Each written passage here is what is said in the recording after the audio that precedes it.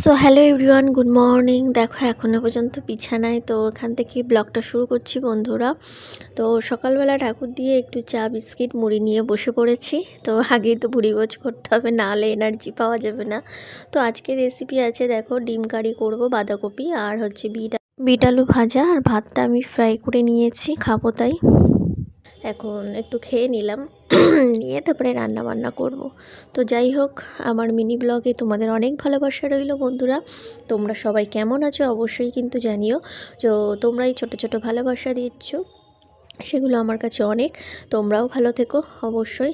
আর ডিমটা ছাড়িয়ে না লোভ সামলাতে পারলাম না, তো ভাবলাম একটা ডিম সিদ্ধ খেয়েই নিই, তারপরে যা হয় হবে, তারপরে আবার করব।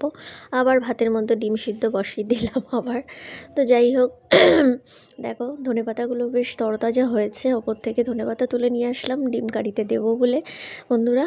তো নিজেরা হাতে কিছু লাগালে বা নিজে চাষ করলে সেটা দিয়ে রান্না করতে কিন্তু খুব ভালোই লাগে, বা মানে সেটার প্রতি ভালোবাসাটা যেন আরও বেড়ে যায়। ঠিক যেমনই তোমাদের প্রতি আমার ভালোবাসা বেড়ে যাচ্ছে দিন দিন বন্ধুরা। তোমরা আমার পাশে থাকছো, এইভাবে সাপোর্ট করো। তো সন্ধ্যাবেলা একটু ছোলা বাদাম দিয়ে একটু শশা কুচিয়ে মুড়ি খাবো।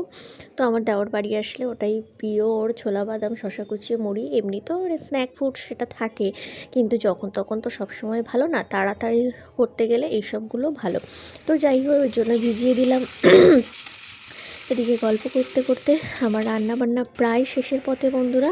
তো যাই হোক, আবার রাতেরবেলা ডিনারের জন্য আমাকে রুটি করতে হবে, আর কিছু একটা করতে হবে। বিট আলু ভাজা যদি থেকে যায় তো ভালো, আর না হলে অন্য কিছু ভাজাভুজি বা যাই হোক কিছু করবো।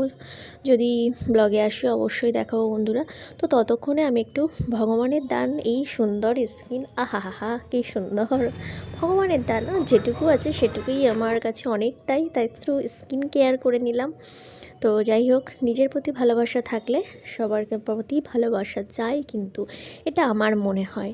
তো যাই হোক, ভগবান যে যাকে যেটুকু দিয়েছে সেটুকুতেই খুশি থাকো বন্ধুরা, আমিও অনেক হ্যাপি। তো যাই হোক, দেখো রান্নাবান্না শেষে রান্নাঘরটাকে পরিষ্কার করা বা পরিপাটি হয়ে থাকা, এটা তো একটা সবথেকে বড় একটা বিশাল মহাযুদ্ধ, মানে প্রত্যেক দিনের। তো এটা একটা বিশাল দায়িত্ব। তো দেখো সম্পূর্ণ আমার রেডি, সমস্ত সব কিছু গোছানো হয়ে গেছে।